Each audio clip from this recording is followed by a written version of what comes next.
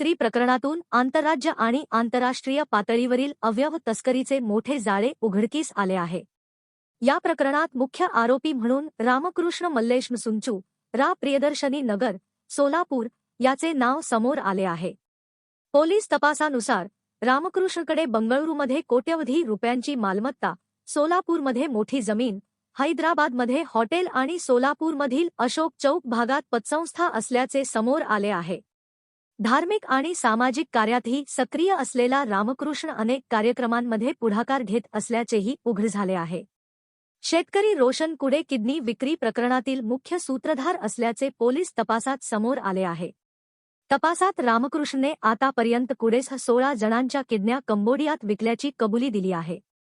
सन 2018 ते 2025 या कालावधीत तो जवळपास 5 वेळा कंबोडियात गेला आहे। पोलीस तपासात रामकृष्णच्या आंतरराज्यीय संपर्कांचा खुलासा झाला असून त्याने पंजाब, हरियाणा, महाराष्ट्र, उत्तर प्रदेश व बिहार येथील 16 जणांच्या किडन्या कंबोडियात काढल्याचेही समोर आले आहे। तसेच चंडीगड आणि पश्चिम बंगालमधील काही आरोपींचीही त्याच्याशी ओळख पोलीस तपासादरम्यान उघड झाली आहे।